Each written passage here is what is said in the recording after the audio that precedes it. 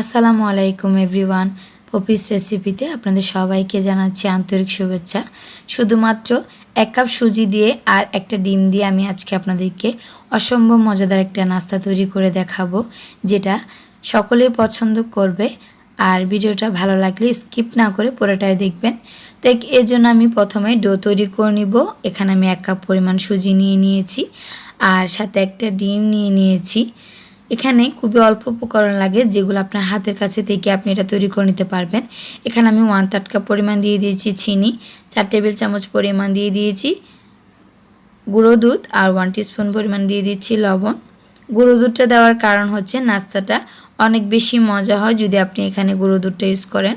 তো এখানে পানি দেওয়ার কোনো প্রয়োজন নেই, ডিম দিয়েই ডোটা তৈরি করা হয়ে যাবে। এটা একটু প্রথম পর্যায়ে একটু সফট হয়, যখন আপনি এগুলাকে 10 মিনিটের জন্য রেস্টে রেখে দিবেন এটা কিন্তু শক্ত একটা ডো হয়ে যাবে।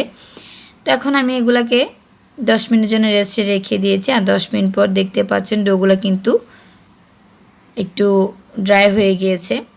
তো এখন আমি এভাবে গোল করে শেপ করে নিয়েছি আর সবগুলা পিঠা আমি গোল গোল করে শেপ করে নিচ্ছি। আর চুলা একটা প্যান দিয়ে আমি তেল গরম করে নিয়েছি আর পিঠাগুলো দিয়ে দিয়েছি।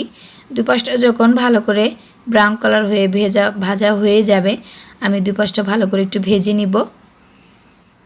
দুপাশটা ভালো করে ভাজা হয়ে গেলে আমি তেলগুলো ঝরিয়ে এগুলোকে চুলা থেকে উঠিয়ে নিব। আর আপনারা দেখেই কিন্তু বুঝতে পারছেন এটা খুবই মজা হবে দেখতে, যেহেতু এত সুন্দর লাগছে খেতে অনেক বেশি মজা হবে। তো যারা এখনও পর্যন্ত ডিমের এবং সুজি দিয়ে এই নাস্তাটা তৈরি করেননি, আশা রাখবো একবার তৈরি করবেন।